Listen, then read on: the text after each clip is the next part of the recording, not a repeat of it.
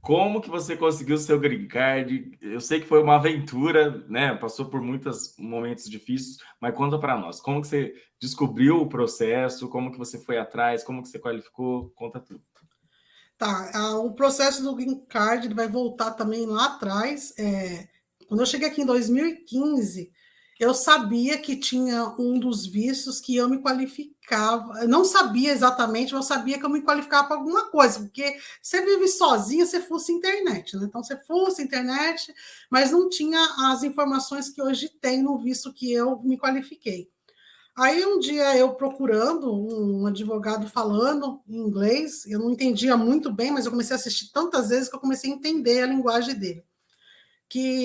Das pessoas que se qualificaria para um visto EB2, que é o visto de trabalho, que você é o seu próprio sponsor, que você prova para o país é, que você tem conhecimentos para você servir o país deles e trazer alguma coisa que beneficie o país, né? Que são as habilidades, né? Os skill abilities, né? Que você tem habilidades especiais para ajudar o país a crescer economicamente, assim, em ciência, qualquer coisa. Então não importa, você tem que ter habilidades. Essas habilidades você tem que ter graduação, você tem que ter experiência. Achava que era muito fácil assim. Aí eu não entendia o que esse cara falava, eu não achava nada em português que pudesse me dar um alívio, né? Porque isso também veio um boom de 2018 para cá. Até 2017, 16, Exatamente. eu nem ouvi ninguém falar desse negócio, não. Mas a Yolanda já pesquisava alguma coisa disso, só que eu não tinha muito brasileiro que falava sobre isso. Advogados brasileiros. Brasileiros, claro, com graduação aqui, né? Aí eu achei esse advogado, eu não lembro o canal dele mais, mas como eu não entendia, porque era aquele inglês muito técnico, né? Aí eu comecei a tirar print das telas, né? Comecei a tirar print das telas do YouTube e comecei a olhar EB1, EB2, EB3, EB não sei o quê. Aí não sei o quê. Daí eu comecei a pesquisar no Google o que era cada EBs daquele.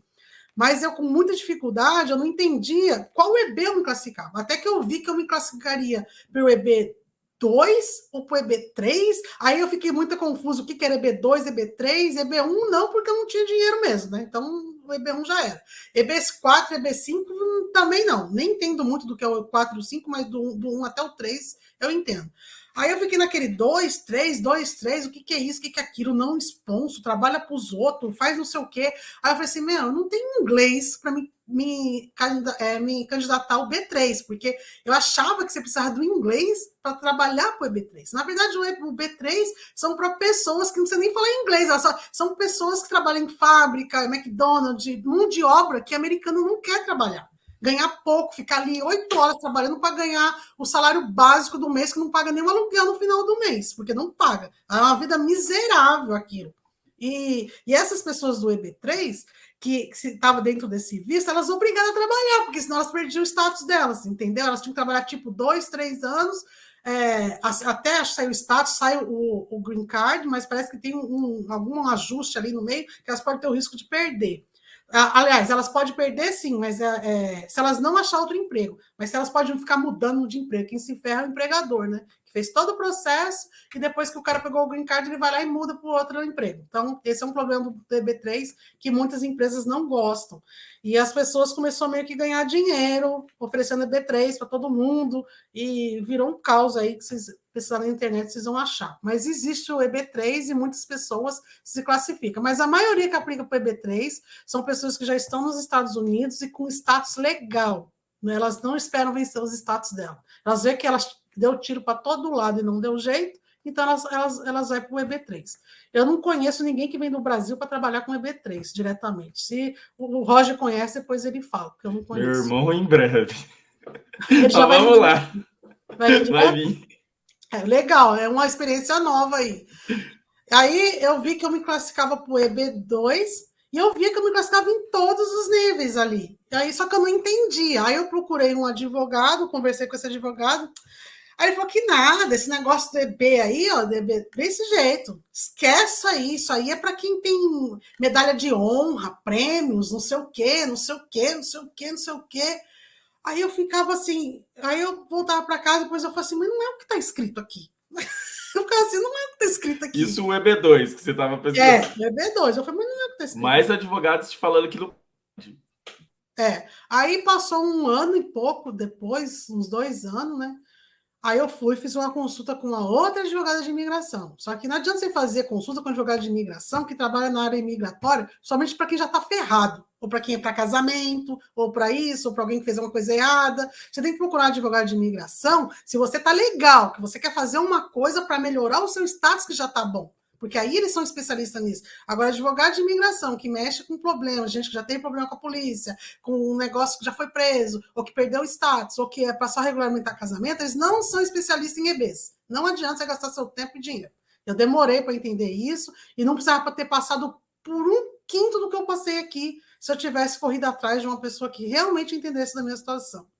Aí um dia, eu vendo notícias na internet em 2013, aí eu vi 2013, 2017, final de 2016, falando dos EBs, brasileiro falando de EB, EB. Aí eu falei, mais um picareta aí, quero me ganhar os outros, né? Aí em 2017, 17, eu falei assim, aí eu comecei a prestar mais atenção e resolvi entrar em contato com uma empresa, e a empresa mandou mandar meu currículo e depois fez uma entrevista e perguntou se tudo aquilo que estava no meu currículo era verdade. Eu falei que era. Ele falou, não, você tem chance de passar num EB2, sim, e vamos tentar. Aí o valor era muito alto. Eu falei assim, meu Deus do céu, onde eu vou arrumar esse dinheiro para poder aplicar para isso? Você pode falar para a galera qual que era o valor, para a galera ter uma noção? 15 mil dólares na época que eu apliquei. 15 mil dólares no tacho. Não era financiado, não. Sem taxas de imigração, porque depois tem que pagar as taxas, né? Sem taxa de imigração. Aí as taxas de imigração, com mais tradução, documento e correria, telefonemas e não sei o quê, pode pôr mais uns 8 mil dólares aí. Claro que tem gente que faz por elas mesmas.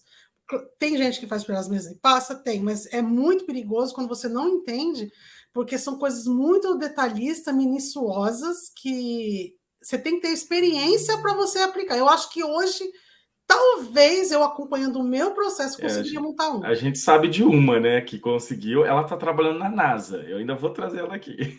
É verdade, é verdade. Ela correu atrás, né? Fez mestrado. Sem spoiler. Sim, mas ela teve orientação advocatícia também, né? Então não foi sozinha. Então, assim, estou falando, você não precisa de advogado para fazer isso. Literalmente não é obrigatório você pagar um advogado. Mas assim, se você tem orientação do advogado e você faz, claro que esse custo reduz, cai lá embaixo, né? Foi o caso dessa moça aí. No meu caso, eu fiquei tão perdida quanto e pensei, levei 30 dias para tomar uma decisão e paguei o processo todo. Dei entrada no processo com 7 meses. Com 7 meses, eles me aceitaram como exceptional ability no país, só que isso, o fato de você ser aceita não te dá o direito de residência, porque você tem que passar por um processo de investigativo, né? Porque fora isso, eles ainda vão investigar a sua vida. Ou você vai... Antigamente não era obrigado você ter entrevista, depois do Trump, ele obrigou a entrevista presencial. E no meu caso, houve algumas falhas no preenchimento do meu processo, que me estressou muito, demais. Ninguém se responsabilizou oficialmente por essas falhas. Essas falhas foi uma que a gente foi chamado para entrevista. Aliás, a gente recebeu uma... Quando eu recebi a aprovação, eu não recebi nenhuma RFE, que é um documento que fala, tem uma falha, a gente precisa garantir que isso não vai fazer uma negação no seu processo, né? Algum documento faltante. Até você aceita, não, mas quando foi o processo para o Green Card, que automaticamente eles viram para o Green Card, quando você aceita, eles te liberam autorização de trabalho e mais a autorização de viagem. Eu tinha status para sair do país na hora que eu quisesse, porque eu continuava sendo estudante. Só que eu tinha até dia 18 de fevereiro. Eu recebi até 18 de fevereiro. Eu recebi a minha aprovação em julho de 2018. E eu tinha status como estudante, como OPT, que eu recebi o OPT para trabalhar, até fevereiro de 2018. Aí, nisso eu estava em OPT, quando chegou em fevereiro de 2018, eu liguei para o escritório e falei para o escritório assim: olha, meu status de OPT termina em fevereiro de 2018. Eu queria saber se eu posso já largar tudo ou eu tenho que voltar para a escola até sair meu green card. Não, você já foi aprovada, você pode, você já tem o seu combo card para você viajar, você pode trabalhar, não se preocupa com isso.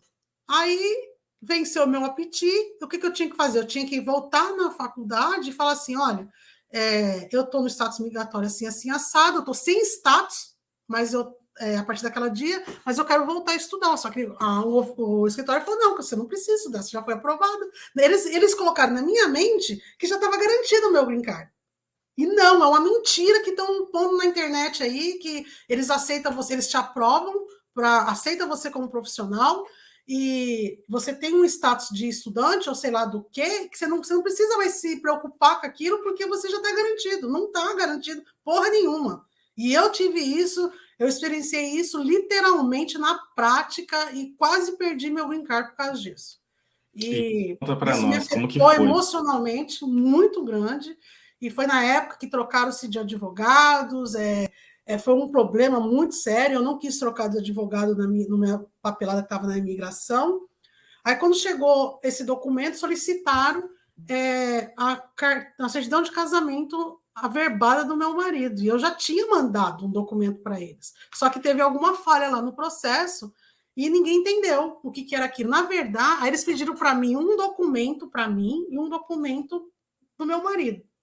Só que o formulário foi preenchido erroneamente, tinha um problema lá no formulário, que eu só descobri isso na entrevista. Aí eu mandei a documentação, uma, e mandei a outra. Mesmo assim, eles me chamaram para entrevista. E como era pandemia, eu poderia ter sido pulado da entrevista, não sabe da entrevista. Então, eu fui na entrevista dia 30 de novembro, que era para mim já ter sido aprovado nessa data. Aí eles perguntaram para mim, lá na entrevista, né? Tinha um SEVES, assim, quem conhece, quem é estudante e sabe o que é SEVES, SEVES é um número que a imigração tem para saber a sua vida acadêmica nos Estados Unidos, o seu histórico escolar, seu status, como que você participou disso. Aí a mulher fazendo um monte de perguntas, não entendendo bulufas de nada das perguntas que ela estava fazendo, e eu vi lá um papel amarelo escrito SEVES. E ela fazendo as perguntas, eu falei, não. Ela falou assim, mas cadê o documento dele? E não sei o que é o documento dele. Eu falei, mas que documento dele? Eu falei, tá tudo aqui os documentos. Aí ela falou assim, não, aqui tá a documentação dele assado. Eu falei, não, tem alguma coisa errada aí. Ele é meu dependente, ele não é estudante, ele é meu dependente. Toda a documentação tá aí. Aí eu fui muito organizada, eu fui com minha pasta muito organizada. Aí eu peguei e falei assim, olha aqui, ó, o F2 dele aqui. Aí ela pegou o documento e falou assim, agora eu entendi a bagunça toda. Então, a gente foi acusado de duas coisas, de bigamia, que o Marcelo fez bigamia, porque o documento não estava lá, da certidão de averbação dele, né? A gente mandou tudo, mas não estava lá. Claro que aqui, que no Brasil, a gente tem uma certidão de fé que fala toda a tua vida no Brasil, né? Se você fez isso, aquilo, quantas vezes você foi casado, quantas vezes você foi divorciado. E aqui nos Estados Unidos, ele não reconhece esse documento se você, o advogado, quem preparou o documento, não dizer e highlight, fazer um highlight lá, né? Passar uma caneta lá, dizendo que ali é a certidão de averbação dele, né? Que ele puxou a vida dele toda, desde quando ele nasceu até quando ele casou comigo. Então, mostra tudo lá. E tinha que fazer um highlight que ele era literalmente divorciado, né? Ele divorciou e averbou e casou comigo. Não é só divorciar, tem que averbar também. Ele averbou e casou comigo. E depois colocaram que ele era... colocaram ele como F2, mas escreveram student. E tinha que escrever dependente. Isso foi um erro grave que fizeram na minha documentação. O que acontece? As pessoas que vão fazer esse processo, esse processo de um monte de gente. Em vez de eles pegar a merda do formulário clean, limpo, sem informação nenhuma, eles ficam repreenchendo no formulário de outra pessoa e salvando, e fica acontecendo essas bagunças. Eu que trabalho com processo, eu sei como é que é, e eu sei como é que funciona. Erros acontecem, mas nesse caso não pode ter erro, porque é muito caro para eles cobrar caro da gente. E aí foi um estresse danado lá. E também teve um problema, porque eu sempre falei, eu nunca menti que eu trabalhei na minha época de estudante no país. Eu trabalhei, eu não podia trabalhar, mas eu passei por um período de doença 2 vezes, aqui e no Brasil. Eu fiquei muito mal aqui, veio uma conta de $50.000 aqui, e o convênio pagou uma parte, eu tive que pagar outra, mas ele não pagava a outra parte toda, ainda tive que pagar mais uma parte maior. Eu briguei 1 ano para eles poderem resolver esse problema no hospital, mas a dívida era minha. Aí eu fui para o Brasil para tirar férias e fiquei doente, internada no Brasil também. E gastei de novo, gastei mais 10, 15 mil reais no Brasil. E eu falei assim, gente, eu tinha que trabalhar, eu tinha que pagar as contas do hospital aqui, eu não queria ficar devendo o governo americano, porque o estudante aqui, você não pode usar nada do governo, literalmente nada, nem numa clínica ali que todo mundo acha que pode usar. E a maioria dos estudantes aqui usam, todos eles. Todos eles, assim, 80%. Vai no ginecologista de graça, acha que não tem nada. Depois, quando quer tirar documento, não sabe por que não consegue. Mas é isso, aqui o governo ele não perdoa, porque se o próprio americano tem que pagar a saúde aqui, por que o imigrante não tem que pagar? Eles usam de graça. Aí é um dos problemas que o americano eles ficam muito puto com os imigrantes, que é esse problema político aí, que muito imigrante que não tem status tem muito mais privilégio que um cidadão que não tem privilégio nenhum. E você que mora aqui, quem mora aqui sabe que muitos perdem casa, porque parente ficou no hospital no TI 1 mês, perdeu a casa, foi morar na rua, tá cheio de dívida, tá morando em trailer, morando em carro. E aí os outras pessoas acham que pode usar tudo de graça. Como que funciona o sistema, eu não sei, mas hoje eu entendo como funciona e por que tem essa revolta contra os imigrantes aqui. Eu sou imigrante, muitos, claro que olha para mim, mas eu tento não usar nada de graça do governo, porque não é meu país ainda. Vai ser meu país a partir do momento que eu virar cidadã. Não sou cidadã, não é meu país. E isso afeta muito as pessoas, entendeu? E lá na entrevista, eu comuniquei que eu trabalhei na época de estudante, como não podendo trabalhar. Eu cheguei a trabalhar assim, 19 horas por dia, 4 dias na semana, 3 dias na semana. Então, eu trabalhava o dia inteiro, ia para a escola, saía da escola e ia trabalhar a madrugada todinha para pagar conta, pagar dívida, pagar tudo. Eu literalmente estava fodida nesse país, sem dinheiro nenhum. Eu lembro, foi quando eu te conheci. Eu lembro que você trabalhava pra caramba. Trabalhava demais, nós conhecemos num grupo. Você sabe que a gente virava à noite trabalhando, Sim, e de um ajudando madrugada. o outro, para não deixar o outro com sono. Eu já cheguei a ter dia que a passageira falava assim: eu sei que você está com muito sono, me deixa aqui. Eu falei, não, eu estou bem, sabe? Segurando. Chegava, deixava a passageira, dormia no carro, que eu não aguentava, porque era. Gente, eu trabalhava assim, eu estudava 20 horas por semana, tinha mais homework de 20 horas, então dava 40. A semana tem quanto? 100 horas? Eu não sei, eu só sei que as outras. E trabalhava mais 40 horas. Então era 80 horas por semana, demais. Eu entrei num estresse, entrei em depressão. Eu morei em casa dos outros, que eu vou te falar, eu saí doente dessa casa. Eu saí, foi horrível. Eu trabalhei. Olha, você tem uma ideia, teve um momento que eu fiquei tão sem um puto no bolso quando o dólar ficou aquela merda que eu ainda aguentei me sustentar. Em vez de 1 ano, comecei 8 meses, quando eu fui para essa outra escola, que eu baixei o curso, troquei de casa, eu fui trabalhar num lugar que eu trabalhava das 3h30, eu levantava às 3h30 da manhã, trabalhava até às 7h30 nesse lugar, e das 7h30 eu ia a pé até uma outra pessoa para pegar um carro que eu fazia, como eu entendia de dog groomer, tosadora, né? Que eu tinha um pet shop no Brasil desde 2010, vendia agora, então eu fui trabalhar de tosadora das 8 da manhã até as 4 da tarde. Quando o cara se encontrava comigo, eu pegava o carro dele e ia na casa dele, largava o carro lá, descia a pé para a linha de trem para pegar o trem para ir para a escola. Então, eu ia para a escola até 11 horas da noite, até 10h30 da noite, chegava em casa às 11h30, ia dormir para acordar às 3 da manhã. E quando eu tinha o carro, eu chegava em casa às 11h30 da noite, não tinha vaga, ficava dirigindo 1 hora, que a polícia até me parava. Por que eu dava tanta volta? Porque eu estou procurando vaga, a lágrima descendo. Eu dormia 2 horas por dia. Desculpa aí, mas eu já passei por esse negócio da vaga que a gente não acha aqui. Sabe, mas eu ligava pro meu marido no Brasil e chorava. Eu falei, não aguento mais essa vida desgraçada, não sei o que eu vim fazer aqui. Olha só no que eu me meti, agora eu tô devendo Deus e o mundo, e não sei o quê, e bababá. Eu moro numa casa que eu odeio aquela mulher, porque ela ela é uma pessoa boa lá, mas dentro da casa ela é um monstro. Eu não sei. Eu ia tomar banho, ela arrancava a janela do banheiro, gente. Eu tô com um frio da porra em Daily City. Você sabe o que é Daily Freeze? Tem até um vídeo no A Facebook. gente chama assim dele freezer. Aí eu fiquei doente, com febre. Aí o meu marido estava para vir do Brasil. Aí ele chegou do Brasil. Ele chegou num dia, no outro eu caí de cama. Mas eu caí de cama de a febre tomar conta, que me deu, como fala, bactérias no meu corpo. Porque a febre estava muito alta, eu não estava aguentando mais, o corpo não estava aguentando. Foi onde começou a acontecer os problemas de coisas de hospital, não sei o que e tal. Aí até que eu mudei dessa casa. E aí, na entrevista do Green Card, o trabalhar, né, sem autorização veio à tona. E como foi isso? Veio porque no formulário, quando eu fui para a entrevista, que eu fui me preparar, eu vi lá que estava dizendo assim: você alguma vez violou seu status trabalhando? Aí lá estava dizendo que não. Só que eu tinha informado que sim, quais foram os motivos, entendeu? Só que eles não levaram isso, não quiseram nem saber e tal. E eu levei, aí eu falei para o advogado, eu falei assim, olha, eu trabalhei sem status, eu trabalhei, eu violei meu status, o que eu vou responder aqui? Não, você nunca me contou isso, porque isso, que não sei o quê. Aí virou para mim, que eu nunca contei. Eu falei, claro que eu já contei.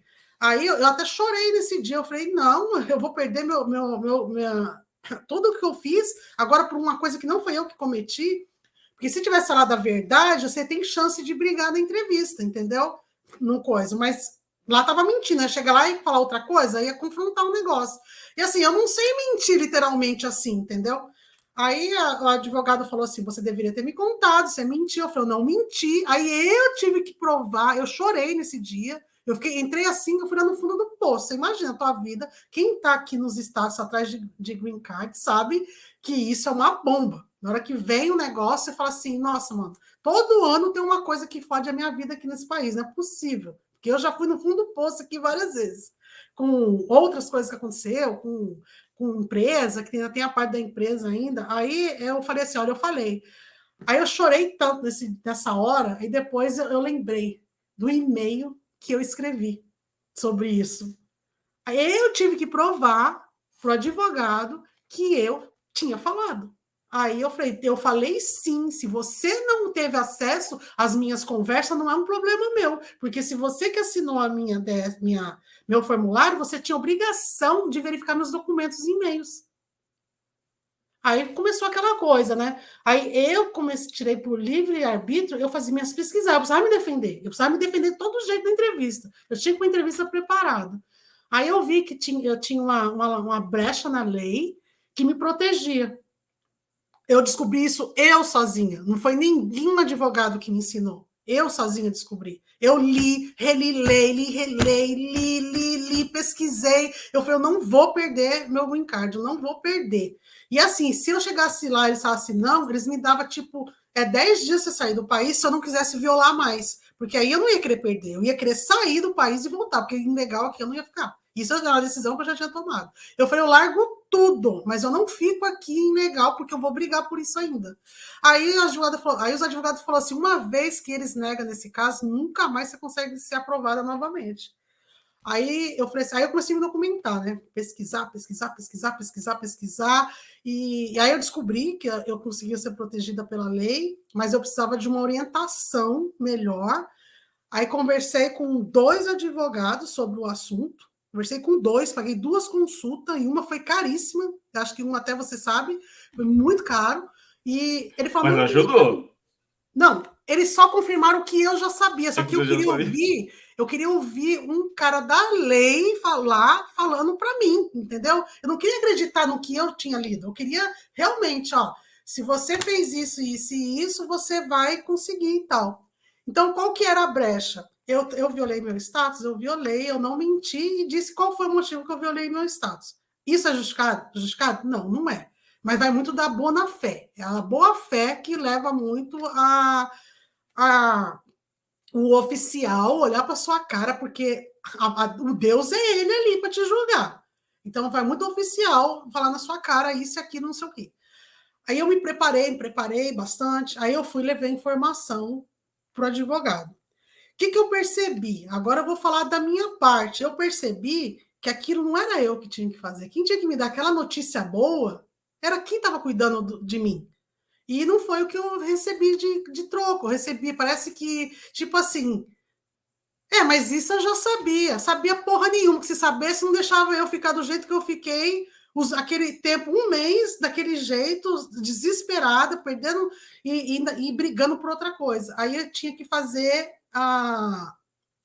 Aí não falou isso para mim. Aí chegou no dia da entrevista, né? Até então fui pesquisada, vai no dia da entrevista, vem lá a perguntinha, né? Só que não foi feita pergunta nenhuma. Na hora da minha entrevista, o advogado entrou tempestivamente, sem a mulher perguntar nada, e falando assim: olha, eu preciso corrigir um erro que está aí no formulário, que foi violado o status de trabalho, foi violado o status com o trabalho.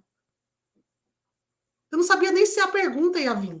Então não ia ser uma mentira ou não, mas enfim, fez isso lá para tirar o quê? A assinatura, né, da responsabilidade, jogar tudo para mim. Beleza. Aí a mulher falou assim, mas só isso? Ela só fez isso? Aí foi falando assim, mas só isso que ela fez? Ela só violou trabalhando? Aí eu falei assim, eu trabalhei, mas eu paguei todas as minhas taxas, tá tudo aqui. Não teve um centavo que eu não paguei minhas taxas. E a verdade, você sempre pagou impostos, né? Parabéns. Sempre paguei impostos. E paguei tudo, viu? 100% de tudo que eu recebi. Claro que tudo que entrei. E outra, mas quem trabalha com aplicativo não tem undertable. Você sabe disso. Então, eu paguei 100% de tudo que eu recebi. Tá tudo aqui, ó, aquele montinho, todos os anos dos meus impostos lá. Aí ela pegou e falou assim, ela fez assim, né? Aí depois foi a entrevista normal e tal, e veio os problemas lá da bigamia, aí veio o problema por que eu fui chamada para entrevista, eu nem era para ter sido chamada para entrevista se não tivesse esses erros no formulário. Beleza, não era que eu não era, mas eu tinha 90% de chance de não ser chamada se não fosse isso, para entrevista. Aí ela preencheu tudo lá e falou assim para mim, né? Você aguarda que a gente vai te dar uma resposta. Geralmente, quando você aprova, você tem resposta no mesmo dia. Muito difícil eles muda o status lá no mesmo dia. E nada. Mas antes de eu sair de lá, eu falei assim para ela assim, ó, eu vou pegar essa pastinha aqui das minhas taxas, eu vou deixar com você, tá? E deixei lá com ela. Aí ela falou, nunca pegou pelo excesso. Eu sempre fui muito minuciosa, porque assim, o que eu pensei? Eu já fiz cagada? Fiz cagada. Mas eu quis mostrar que eu contribuí para o país. Eu não quis tirar proveito do país. E pela dívida que eu levei para ela, eu levei também as contas de hospital para ela. E pela dívida que eu tinha lá, eu realmente, o dinheiro que entrou, eu não tive benefício nenhum de ser rica e mandar dinheiro para fora do país, entendeu? Aí ficou tudo lá, aí nada, não saía resposta, e aquilo me comendo, porque e tal, não sei o quê. Aí comecei, e nisso, nessas conversas com advogados, eu descobri que eu jamais deveria ter deixado de estudar até o dia que eu ganhasse meu green card. Eu tinha que, assim que acabou a minha permissão de trabalho, do treinamento que eu terminei a faculdade, eu deveria retornar no office da escola e falar, eu terminei, mas eu quero continuar os estudos porque eu estou no processo imigratório. E vou retomar os status. Aí eles iam me aceitar. Aí eu não precisava fazer um outro programa, fazer um programa curto de 1 ano e depois ia renovando até resolver o problema do status imigratório, né? Porque eu já estava e mostrasse para eles que realmente eu fui aceita, mas eu não tinha passado ainda pelo processo de receber o green card da residência.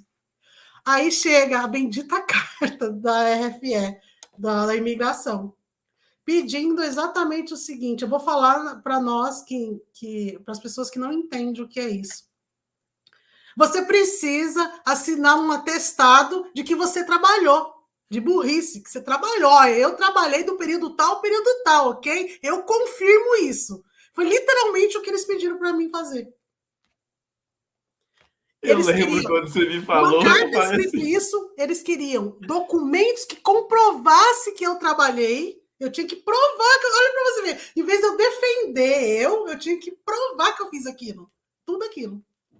Aí eu Mas, falei, mas ó, eu te falo uma coisa. Recentemente, um amigo meu foi na entrevista de Green Card por casamento e ele era policial no Brasil. E aí, tá, eu preciso do comprovante que você era policial no Brasil. Tipo, você nem vai precisar mas tem disso um para quê? detalhe, tá? Para casamento, se você trabalhou ou não trabalhou, não importa para imigração.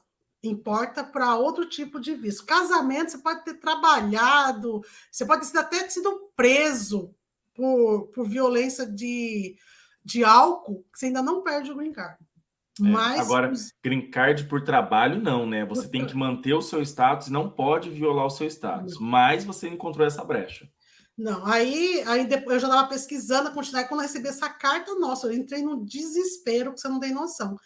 Aí, eu conversando com um advogado, né, que era do meu processo, ele não concordava com a minha teoria. E a gente entrou num desentendimento muito grande, porque além de eu provar tudo que aconteceu na minha vida de trabalho, por que eu trabalhei, você tem que se defender baseado na lei. Não adianta se defender com palavras por que você fez aquilo. Você tem que provar que na lei você você é suportada pela lei, entendeu? E o que aconteceu? Ela não concordou quando eu falei que eu queria que tivesse escrito no documento, eu esqueci o nome agora, na petição.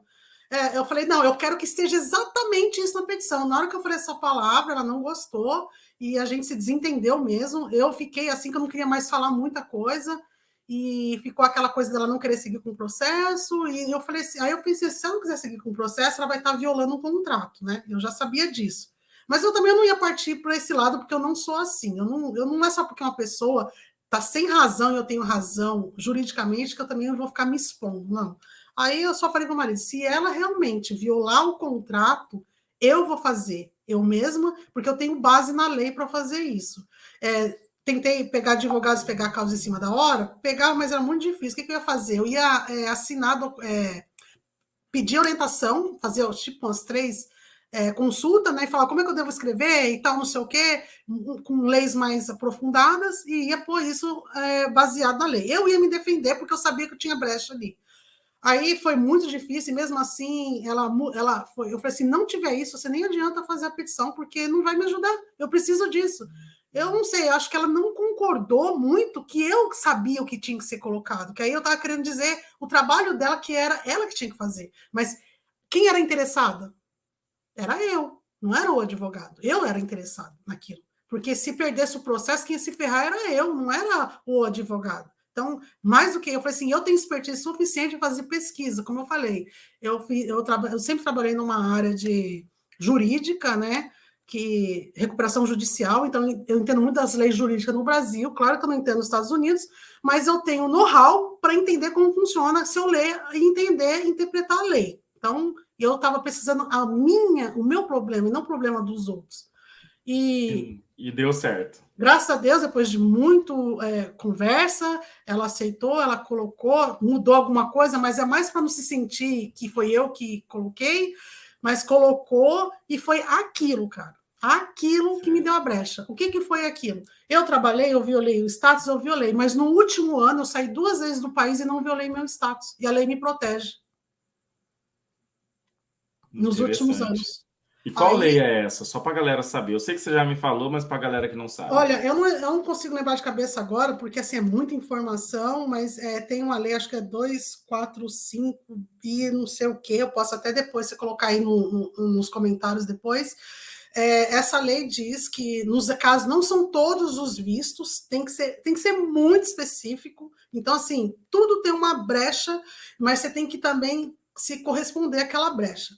Essa lei ela diz o seguinte: que os casos, por exemplo, do EB2, EB não sei o quê, outros vistos, outros status, que se ele deixou o país e ele voltou de novo, o oficial imigratório, eu estou falando assim nas minhas palavras, tá? O oficial imigratório, ele aceitou eu entrar no país, então ele perdoou tudo que eu fiz lá atrás. E se eu não cometesse isso de novo? E aí, como você já tinha autorização de trabalho, então, de boa. Exatamente. O que aconteceu? Além de eu ter autorização de trabalho, eu trabalhei, eu violei o status, eu não menti isso pro oficial, e inclusive eu não posso falar aqui publicamente, porque Eu escrevi oficialmente e mandei para a imigração isso. Eu violei meu status, eu violei, mas eu não passei dos termos deles. E outra coisa, eu saí e voltei do país várias vezes. Cada vez que eu violei, saí e voltei, zerava. A lei, ela me deu isso para mim. Eu nem sabia disso. Então, ela me Nem deu eu isso. sabia. E eu paguei todos os impostos, eu tive uma boa fé em todo o meu processo, paguei todos os meus impostos, e como meu penúltimo semestre, eu não tinha tempo nem para respirar, cara. Era assim, sabe o que é você ficar. Era 20, assim, metade do meu curso era online. As aulas online é pior do que a aula presencial.